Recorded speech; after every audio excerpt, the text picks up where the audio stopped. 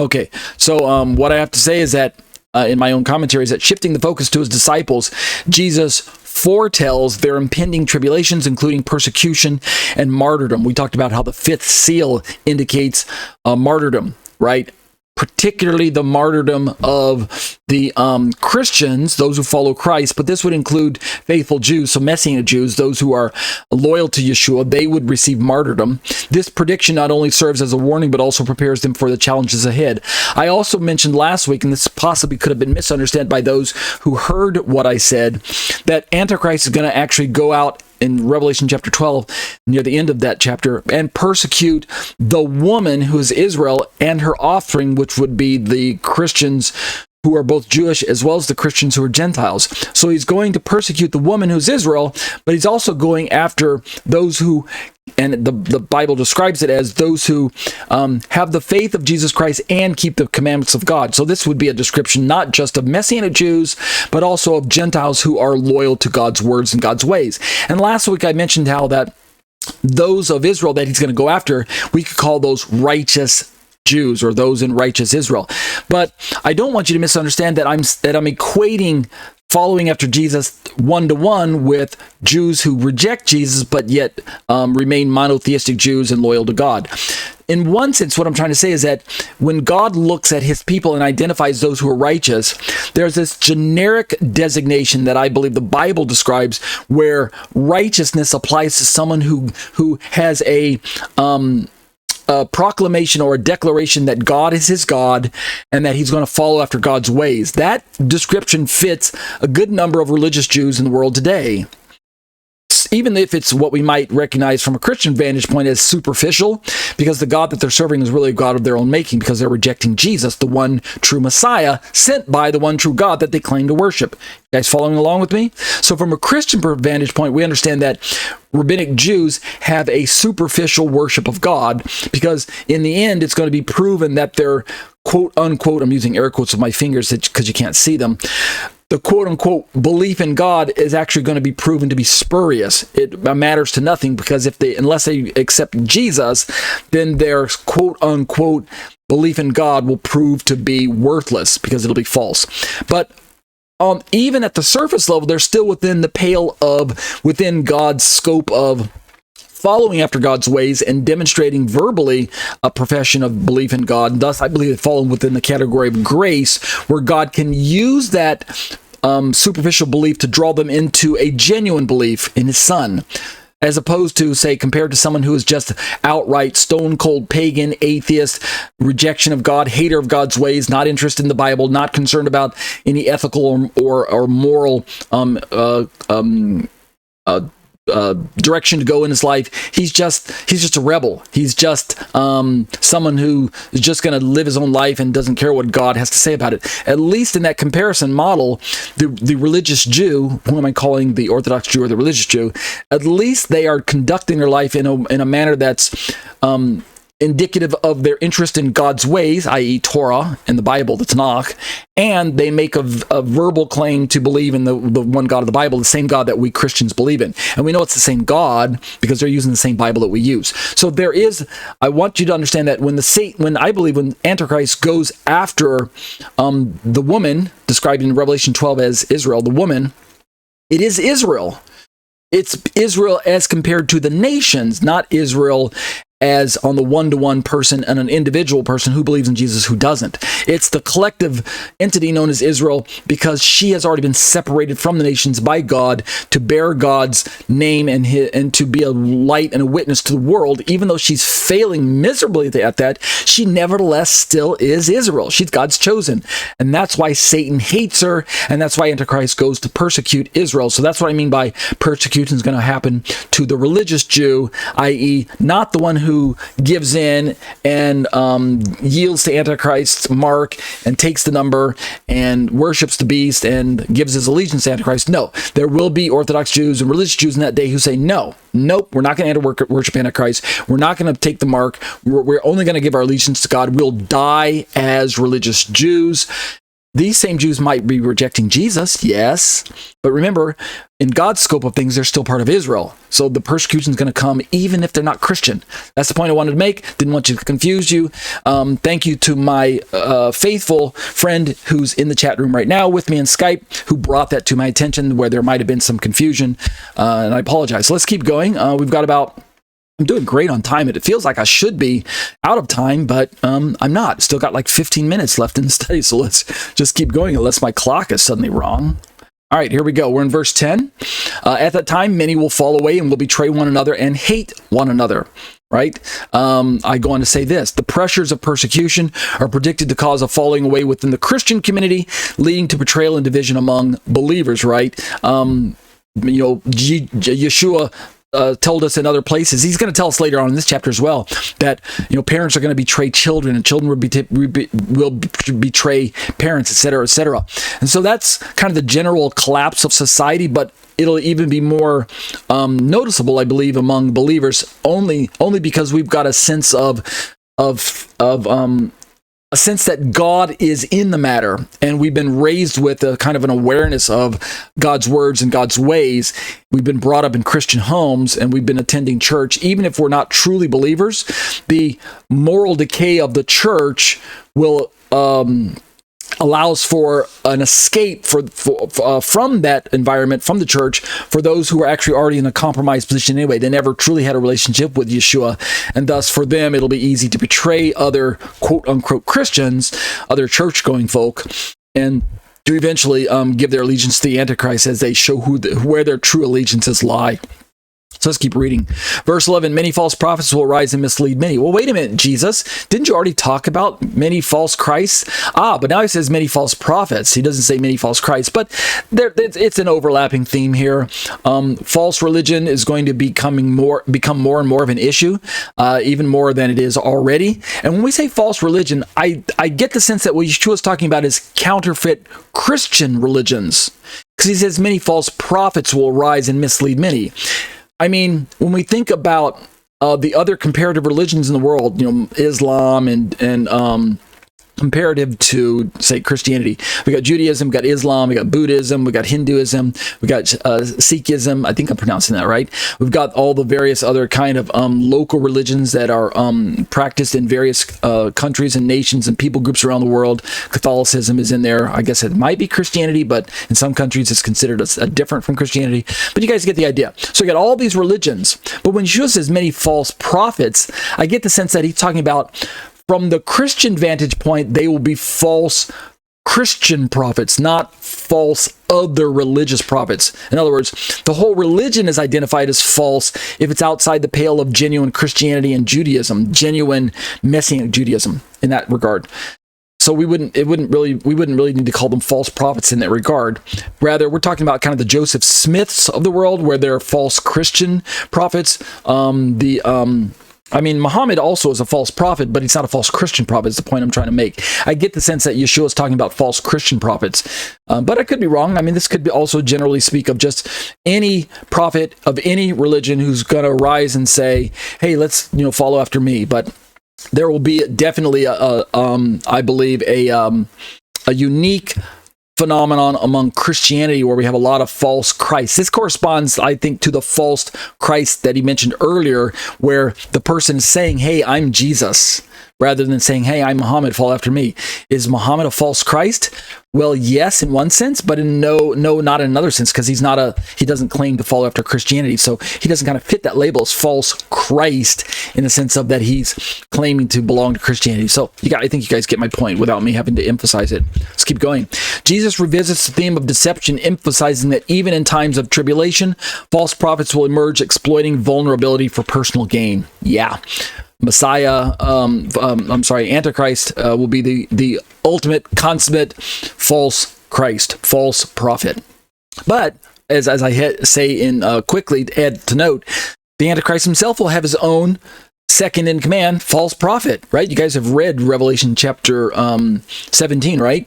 We have the Antichrist himself, and then we also have the false prophet, who is kind of like the dynamic new Batman and Robin. The Robin is to Batman as the false prophet is to the Antichrist, right? One is in charge and the other guy is the second in command. Batman's in charge, Robin is second in command. Batman is the Antichrist and the false prophet is Robin. All right, verse 12. Because lawlessness is increased, most people's love will grow cold. Kind of the same continuation of what he's already been talking about. The escalation of lawlessness and disregard for moral principles will erode the warmth of love and compassion among individuals. I think this is for everybody in the world. When he says the love of many, it's not just talking about Christians. I think he is referring to the world at large, as just because the world is spinning out of control, more and more people are just going to withdraw their affection and their sympathies and their general regard for other people's well-being and things. Are just going to become more and more hedonistic, more selfish, get all they can and can't all they get. It's kind of like what George Michael said in his song, in one of his songs. I can't remember the name of the song, but if I do, I'll tell you. But he says, So you scream from behind your door, what's mine is mine and not yours. I may have too much, but I'll take my chances because God stopped keeping score, right, in this song. And it's very kind of prophetic. I don't think George Michael knew that when he wrote that, but in the song, he's describing how that the general decay of humanity for other fellow humans is that, hey, what's mine is mine. I'm just going to take all that I've got and make sure I hold on to it really tight because God is not really paying attention anymore, right? God stopped keeping score. He even talks later on in the song about how God turned his back and all God's children ran out the back door, right? God was not looking and all the children escaped. They ran out the back door of God's house. And so this idea that he's taking shots at God in that song. But the idea is similar to what I believe Yeshua was talking about here, is that general lawlessness will cause people to just say, you know what, I've got mine. I'm going to look out for myself. Got to look out for number one. And if you're not having a good time, if you're having a hard time, you can't make it. You need a handout. Well, oh well. Sorry. Too bad, so sad for you. All right. So let's keep going. Verse 13. But the one who endures to the end, he will be saved. Right? It's the old. It's the age-old advice. That he who laughs last laughs best. The idea that it's not those who are strong right now, but those who finish, right? It's not whether or not you're strong and can endure one trial, but can you make it to the end, right? What was it? There was a famous preacher who said it something like this way. They said it like this some way. He said, persevere we must, persevere we shall. Or I might have reversed it. Persevere we shall, persevere we must. I think persevere we shall is last. The idea is that God is going to give us true believers the supernatural ability to not only resolve it with ourselves that we are going to endure, but God himself will make sure that we endure, because it's the Holy Spirit within us that gives us the endurance, that gives us the power to be resolute, the power to say, yes, Yeshua, I won't turn my back on you. But Yeshua's words are given in such a way almost as if it's all within our power. But the one who endures to the end, he will be saved. It's kind of cryptic. What does he mean? Do we endure because we decide to endure? Or is it that we endure because God preserves us? And that's why we are those who are of the group that endures, right? Which one is it? The answer is yes, yes, and yes. It's a little bit of both. It's kind of ambiguous, I think, on purpose. But ultimately, what the rest of the Bible tells us that it's ultimately Yeshua that preserves us up until the end. So, and when he says we'll be saved, again, we're talking about either a physical salvation from a certain amount of calamities and or ultimately salvation that results in entering into an eternal kingdom and a relationship with Yeshua in the end. But it's not just based on our endurance, right? Obviously, it must be based on a genuine profession of faith in Yeshua that causes the endurance to take place, right? It's not just, hey, I survived the Antichrist, therefore I deserve to be saved because I decided I was going to endure. Nope, it doesn't work that way. All right, let's keep going. So I go on to say that regarding that verse. Here Jesus highlights the importance of endurance and perseverance, assuring that those who remain steadfast will ultimately find salvation. So there's a little bit of both going on, and I didn't highlight that when I originally wrote this, but you guys know now. Wow, let's just keep going. We've got about 5 minutes left. Verse 14, this gospel of the kingdom will be preached or shall be preached in the world, the whole world, as a testimony to all the nations, and then the end will come. Again, for the preterist, we would have to massage this word, the nations and the world, the whole world. There are times when it's apparent that the Bible writers mean the immediate geographical area known as the Middle East when they talk about the whole world, right? Like, for instance, Luke chapter 2, I believe, the famous Christmas passage. There came I'm probably butchering this, so I'm just kind of pulling part of this from memory, but there came a time when the decree went out by Julius Caesar unto all the world to tax, go out into all the world to tax everyone, and it uses the phrase of unto all the world to be taxed. That Julius Caesar demanded, I think it's Julius, that Caesar demanded that all the world should be taxed, right? It's the beginning of the Christmas story that we read out of Luke chapter 2, so just go back and look up on your own. But the germane to my point is that he used the phrase all the world. Well, was he meaning all of the Middle East? Was he meaning all of the known world at the time? Was he meaning all of the globe, including the Americas, which were not discovered and as far as we know at the time? You know, was he talking about Africa and all the Asian areas and things like that? How much of all the world did Luke mean when he wrote all the world? So that's what we mean. Could be kind of a more limited geographical area, or it could mean what we now today know as the entire globe, all the world, all nations, as in everybody around the globe. Well, if the preterists are right, then maybe it's a limited area. That's the reason why I'm kind of belaboring this point. Could mean just like the limited Middle Eastern area when he talks about the whole world and all the nations, as in the disciples going out, from Jerusalem as the epicenter and then going out like Yeshua sent them in the Great Commission. Or from the futurist perspective, we can see that, until the invention of modern devices that allow the gospel to go around the world, such as the printing press, such as modern radio broadcasts and TV and networks, and today we've got the internet that circles the world. That can, I can. In fact, this very YouTube video or MP3 podcast is going around the world right now in real time. I'm in one part of the world, and the people in my Skype class are in a different part of the world, different time zone, different calendar date, and yet it's going around the world right now in real time. And yet also when I upload it to YouTube, it's going to go around the world in video format. So, hey, maybe Yeshua was referring to the end times, and it had to wait until technology caught up with the ability to actually take the gospel around the world. Could be either one, partial fulfillment along with total fulfillment, near far prophecy all over again. So we're drawing our study to a close. What I had to say about that particular verse is that Jesus presents a global task for his disciples. Global either in a limited sense or global in what we think of today, where we've got crusades in almost every nation. The dissemination of the gospel throughout the world is what we're referring to either way, no matter how you define the word world. This underscores, I say, the significance of evangelism in the context of eschatological events. So far from being in the place where we should just kind of hide our heads in sand and say, oh Lord, please come rescue us. I'm just going to hang out here and hide in my closet until you come to rescue me. No, Yeshua's like, no, get out and spread the good news because the end is near. People need to hear, people need to know, people need to be forewarned before God's Messiah shows up.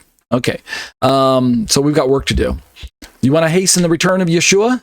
Get out and start evangelizing, right? Okay, verse 15, therefore, when you see the abomination of desolation, which was spoken of through Daniel the prophet, standing in the holy place, let the reader understand. Okay, at this point in time, Yeshua is going to start transitioning from what I recognize as the beginning of the 70th week and moving through the 3.5 years. He's going to start transitioning into the midpoint of the week, the events surrounding this really cataclysmic, absolutely kind of event-defining, disaster-defining event, something that's very, very unique to the 70th week, known as the midpoint of the week, which I believe is very, very significant given the way that Scripture emphasizes it, not just in the Tanakh, the Old Testament, right, Book of Daniel, but as well as in the discourses that were recorded for us in Matthew, Mark, and Luke, and then the way Paul picks up on that in the Thessalonian passages, and then eventually John writes about some of these events in the book of Revelation. But what I'm going to do is, I don't want to jump into this because this is significant. We're going to stop right here at verse 15. We'll pick this up not next week and not the week after and not the 2 weeks after that. So this is going to be a very long break for a while until we pick this up again several weeks later. Right now, again, we'll stop right here with verse 15 with the introduction of this abomination of desolation. But that'll do it for eschatology, a biblical study of end time events.